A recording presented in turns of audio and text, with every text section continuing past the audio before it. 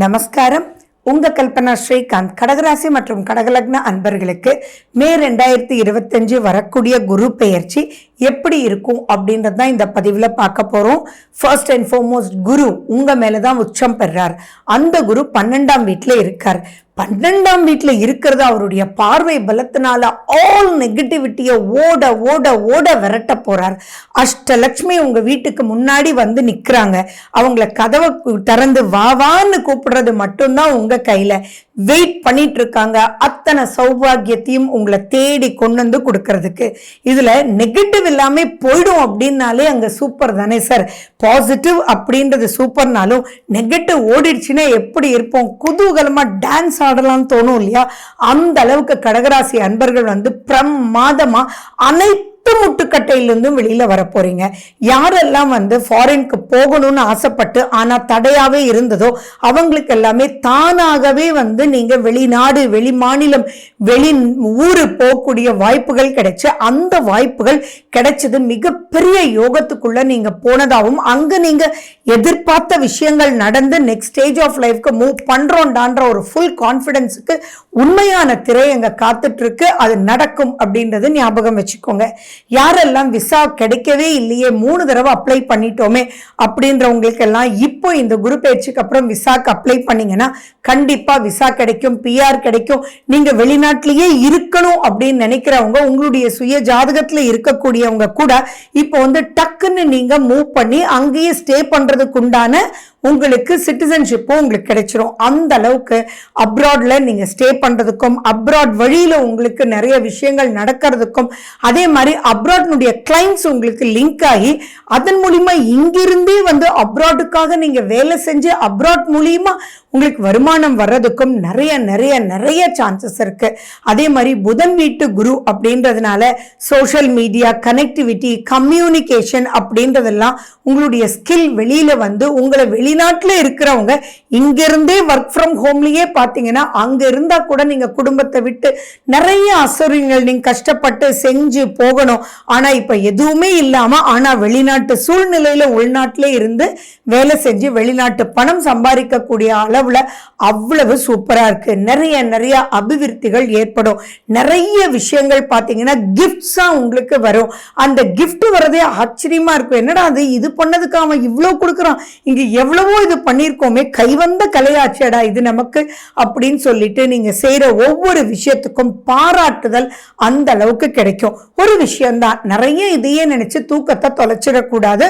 உங்களுடைய ஆரோக்கியமும் ரொம்ப முக்கியம் அப்படின்னு நினைச்சு பார்த்துக்கோங்க. ஆரோக்கியத்துல ரொம்ப முக்கியமா உங்களுடைய முதுகு தண்டு, காலு, முட்டி, பாதம், இதை ரொம்ப முக்கியமா நீங்க பாத்துக்கணும். செவ்வறு இருந்தாதான் சித்திரம் வரைய முடியும். அதே மாதிரி கவலைப்பட வேண்டாம், பயப்பட வேண்டாம். இப்ப கரெக்டான டாக்டர்ஸ் வந்து உங்களுக்கு கண்ணுக்கு படுவாங்க. அதுக்குண்டான வழிகளை உங்களுக்கு சொல்லுவாங்க. மேலும் எக்ஸசைஸ் ரொம்ப ரொம்ப ரொம்ப ரொம்ப முக்கியம் அப்படின்றத ஞாபகம் வச்சுக்கோங்க. இன்னொரு விஷயத்துல நீங்க எச்சரிக்கையா இருக்கணும். எதுல அப்படின்னா, முதலீடு பண்ணும்போது கொஞ்சம் ஜாக்கிரதையா இருக்கணும். கண்டிப்பா இப்ப கடன் கட்டிடுவீங்கன்றதுல டவுட் இல்ல. அதே மாதிரி கடன் மறுபடியும் வாங்கவும் வைக்கும். அது சுப காரியத்துக்காக செலவு பண்ணுவீங்க. அது நியாயமான கடன் தானே, வாங்க வேண்டியது தானே, இந்த பக்கம் வருமானம் வருது தானே அப்படின்ற ஒரு விஷயமும் தோணும். பட் இந்த இடத்துல நீங்க ரொம்ப முக்கியமா கேர்ஃபுல்லா இருக்க வேண்டியது, நீங்க இன்வெஸ்ட் பண்ணும்போது ஒரு தடவைக்கு 2 தடவை யோசிச்சு பிறகு இன்வெஸ்ட் பண்ணணும். அப்படி இல்லை அப்படின்னா அதுல சிக்கிக்கிறதுக்கு வாய்ப்புகள் நிறைய இருக்கு அப்படின்றத ஞாபகம் வச்சுக்கோங்க. அண்ட் மேலும் பாத்தீங்கன்னா, இப்போ குரு வந்து உங்களுடைய 4ஆம் வீட்டை பாக்குது. அப்ப நிறைய பேருக்கு சுகத்தை ஏற்படுத்தி கொடுக்குன்றதுல டவுட்டே கிடையாது. ரொம்ப கஷ்டப்பட்டு நான் வந்து நடந்து போயிட்டு இருந்தேன், பஸ்ல போயிட்டு இருந்தேன்றவங்க இப்ப திருப்தியா ஒரு பைக் வாங்கிட்டேன்ப்பா அப்படின்னு ஒரு திருப்தி, நான் திருப்தியா இருக்கேன், சாட்டிஸ்ஃபைடா இருக்கேன், நான் இந்த கார் வாங்கினதுனால அப்பாடின்னு என்னால் நிறைய வேலை செய்ய முடியுது, அதுவும் திருப்திகரமான ஒரு வழியை காமிச்சிருக்கு. இப்ப நிம்மதியா நான் தூங்குறேன், இல்லாட்டி ரொம்ப கஷ்டப்பட்டுட்டு இருந்தேன் வெயில்ல, என்னால முடியவே இல்லை அப்படின்றவங்களுக்கு எல்லாம் ஒரு நல்ல ஒரு சுகமான ஒரு என்ட்ரி வந்து கொடுக்கக்கூடிய ஒரு அற்புதமான வருடம். அதே மாதிரி வீடு அமையும். அண்ட் அந்த வீடு வந்து திருப்தியான வகையில அமையும். வீடு வாங்குறது அமையறது அப்படின்றது நம்ம கையில இல்லை.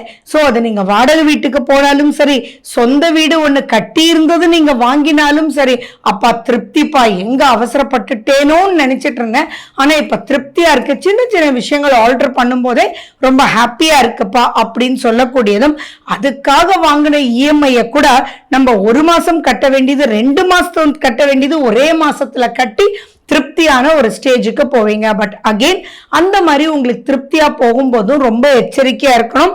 எதுலையுமே இனியும் ஒண்ணு வாங்கிடலாமே அப்படின்னு சொல்லிட்டு மட்டும் பண்ணிடாதீங்க. அந்த இடத்துல தான் உங்க சுய ஜாதகத்தை நீங்க பார்க்கணும். இப்ப நடக்கிற திசா புத்தி அந்தரம் எப்படி இருக்குன்றதும் நீங்க பார்க்கணும். அண்ட் மேலும் பாத்தீங்கன்னா 6ஆம் வீடு 8ஆம் வீடுன்றதை பார்க்கறதுனால நிறைய நெகட்டிவிட்டிஸ் யாரெல்லாம் கிராஸ் பண்ணிட்டு வந்தீங்களோ, இது புரியவே இல்லை, இது தெரியவே இல்லை அப்படின்னு விட்டுருந்தீங்களோ, உங்களுடைய கோர்ட் கேஸ், வம்பு, வழக்கு, நட்புல புரியாத நிலை, இதெல்லாம் இருந்தது எல்லாமே சரியாகி சுமூகமா நெக்ஸ்ட் ஸ்டேஜ் ஆஃப் லைஃப். அதனால்தான் நெகட்டிவிட்டி போய் பாசிட்டிவிட்டி உங்களுக்கு வரப்போகுது அப்படின்னு சொல்லிட்டு இருந்தேன். என் குழந்தைங்க திரும்பி திரும்பி எழுதி ஃபெயில் ஆகிட்டே இருந்தீங்க, விட்டுடலாம், இதோட போதுண்டாப்பா அப்படின்னு இருக்கீங்க. லோன் வாங்கி கடைசியில் இவ்வளோ அரியர்ஸ்ல என்ன பண்றதுன்னே தெரியல, அப்ராட் போய் படிக்க வச்சிங்க, 3 தடவை பணம் கட்டினீங்க, ஆனாலும் அவன் ஜெயிக்கவே இல்லை அப்படின்றவங்கலாம் கவலையே பட வேண்டாம். நீங்க கடகராசியா இருந்தீங்கன்னா நீங்க எத்தனை தடவை எழுதியும் ஃபெயில் ஆயிருந்தீங்க, அங்க வேலையே கிடைக்கல, வந்துருவீங்களோன்ற ஒரு பயம் இருந்ததுன்னா கூட இப்ப கண்டிப்பா ஏதாவது ஒரு பிடிப்பு உங்களுக்கு கிடைச்சு அதன் மூலியமா நீங்க எத்தனை தடவை ஃபெயில் ஆன எக்ஸாமையும் நீங்க இப்போ ஒரு தடவை ஜஸ்ட் லைக் தட் நீங்க எழுதும் போதே பாஸ் ஆயிடுவீங்க. அந்த பாஸ் ஆனது மட்டும் கிடையாது, கூப்பிட்டு கொடுத்து உங்களுக்கு வேலை கொடுத்துருவாங்க. அப்ப அங்கேயே நீங்க தங்கறதுக்கும் விசாக்கும் எந்த பிரச்சனையும் இல்லாம நெக்ஸ்ட் ஸ்டேஜ் ஆஃப் லைஃப் வந்து மூவ் பண்ணுவீங்கன்றதுல எந்த விதமான ஒரு டவுட்டும் இல்லை. கடகராசி கடகலக்ன அன்பர்கள் இப்ப நடக்கிற திசா புத்தி அந்தரத்தை நீங்க பார்த்துக்கணும். அதே மாதிரி நெகட்டிவிட்டி இல்லை அப்படின்றது மிகப்பெரிய சந்தோஷம். பாசிட்டிவிட்டி கதவை தட்டும். 4ஆம் வீட்டை குரு பார்க்குது அப்படின்றதுலாம் மிகப்பெரிய யோகத்தை கொடுக்கும். சுக்கிரனுடைய வீடுன்றதும் ஞாபகம் வச்சுக்கோங்க. அப்ப சொகுசான அப்லிஃப்ட்மெண்ட். ஸோ இந்த இடத்துல உங்கள் சுய ஜாதகத்தில் இருக்கக்கூடிய கிரக அமைப்பை பார்த்துட்டு எப்படி வழி நடந்து போகணும் அப்படின்னு மட்டும் நீங்க தெரிஞ்சுக்கிட்டீங்கன்னா பல கோச்சார கிரகங்கள் உங்களுக்கு சூப்பரா ஃபேவரபிளா இருக்கிறதுனால இந்த காலகட்டத்தை யூஸ் பண்ணிக்கோங்க, மிஸ் பண்ணிடாதீங்க. உங்களுக்கு உண்டான பரிகாரம் அப்படின்னா நீங்க வந்து மனதார உங்களுடைய இஷ்ட தெய்வம் யாரோ அவங்களுக்கு முக்கியத்துவம் கொடுங்க. குரு பகவான், ராகவேந்திரர், சங்கராச்சாரியார், பாபா, யாரு உங்களுக்கு குருவாக பிடிச்சிருக்கோ அந்த குரு கையை பிடிச்சுக்கோங்க. அவங்க கை நீட்டிட்டு இருக்காங்க, நீங்க அங்க கையை கொடுத்துட்டீங்கன்னா போதும், அவங்க நெக்ஸ்ட் ஸ்டேஜ் ஆஃப் லைஃப்ல உங்களை இழுத்துட்டு போய் பல படிகள் நீங்க ஏறி அப்பாடி நான் இந்த இடத்துக்கு வருவேன்னு ஆச்சரியப்படக்கூடிய வகையில் இருக்கு. So wish you good luck. வாழ்க வளமுடன். நன்றி, வணக்கம்.